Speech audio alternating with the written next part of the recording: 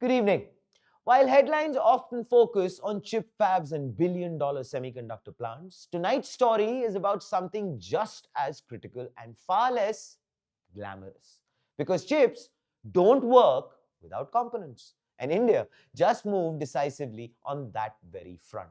We are, of course, talking about the foundation, and India has just moved decisively to fix that. The hard data is this. The Ministry of Electronics and IT has cleared 22 new projects. The scheme is ECMS, which is the Electronics Component Manufacturing Scheme. The numbers are significant. 41,863 crore rupees in fresh investments, supported by a 22,919 crore rupees incentives program.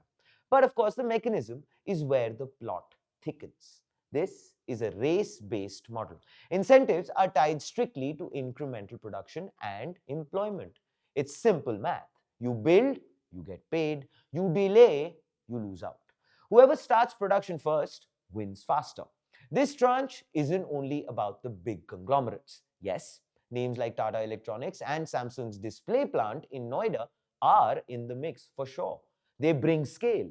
But that's only part of the story. Alongside them are small and mid-sized manufacturers across the country.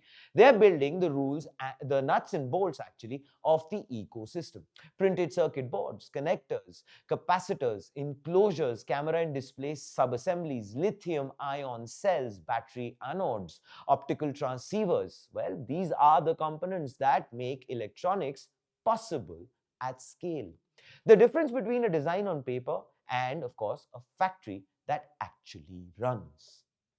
Mapping the factory's state execution has rewarded, which basically means the geography plays a very important, crucial role. These units are coming up in Andhra Pradesh, Tamil Nadu, Karnataka, Maharashtra, Uttar Pradesh, Haryana, Madhya Pradesh, and Rajasthan. There's nothing wrong or strange about where this money has actually landed. Electronics manufacturing follows the fundamentals: good logistics, land you can actually build on, stable power. Clearances that just don't keep dragging on and on and on.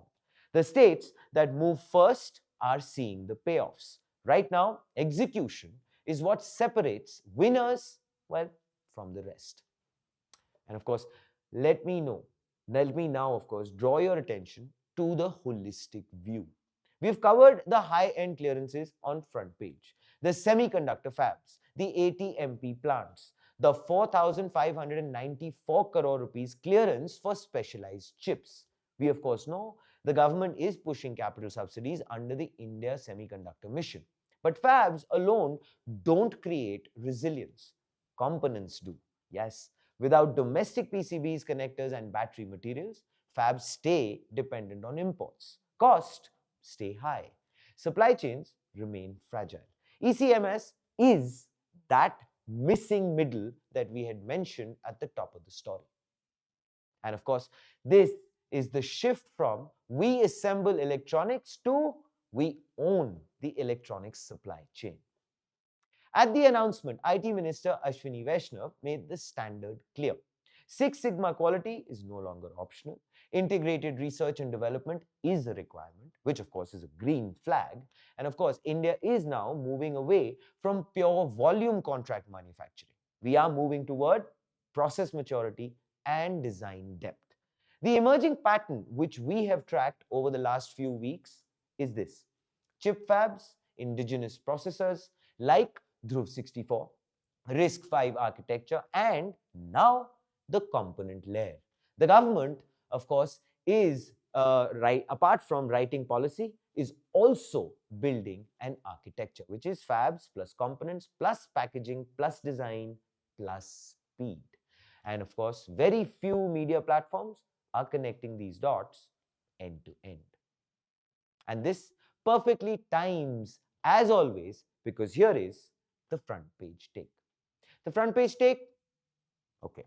This announcement won't trend on social media, no, but it will decide whether India's semiconductor ambitions actually work. Global leaders didn't win by building one giant fab. They won by owning components, by controlling quality, by locking supply chains and scaling faster than competitors. With ECMS, India is finally industrializing the invisible layer of electronics. And that, my friends, is how ecosystems become irreversible. This is Front Page by AIM Network.